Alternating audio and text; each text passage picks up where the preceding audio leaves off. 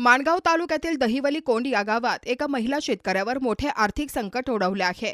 आंतरराष्ट्रीय पातळीवर सुरू असलेल्या आखाती युद्ध परिस्थितीचा थेट परिणाम आता स्थानिक शेतीवरही जाणवू लागला असून दहिवलीतील या महिलेच्या कलिंगड पिकाला मोठा फटका बसला आहे।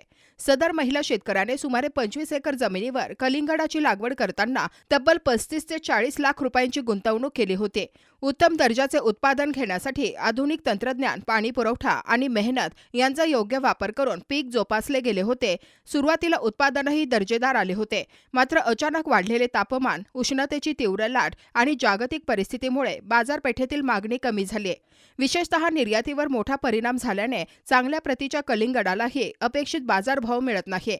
व्यापाऱ्यांकडून कवडीमोल दर देण्यात येत असल्याने शेतकऱ्यांचे मोठे नुकसान होत आहे। परिणामी इतक्या मोठ्या गुंतवणुकीनंतरही उत्पादनाचा योग्य मोबदला मिळत नसल्याने त्या महिला शेतकऱ्याच्या डोळ्यात अश्रू तरळले आहेत। नमस्कार, मी दहिवली कोंडवरून आशा राजेंद्र शिंदे, माझ्या मिस्टरांचं नाव राजेंद्र सादेव शिंदे। आम्ही कळीनेचा व्यवसाय करतो।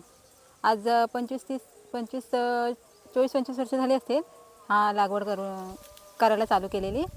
आता ह्या वर्षी पण आम्ही 25-30 एकरला कळीने लागवड केली, पण ज्या वेळेस तोड चालू झाली ना त्यावेळेस आमचा माल उचलला गेला नाही म्हणजे युद्ध चालू झाला आणि त्यात उन्हाचा पण परिणाम, त्याच्याने सुप्रीत हा बाहेरगावी जाणारा माल आहे ना तो आमचा उचललाच गेला नाही।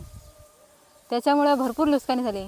मी जवळजवळ 40-45 लाख खर्च केला आणि आता आम्हाला 5-10 लाख रुपये पण भेटणार नाही अशी माझी अवस्था झाली।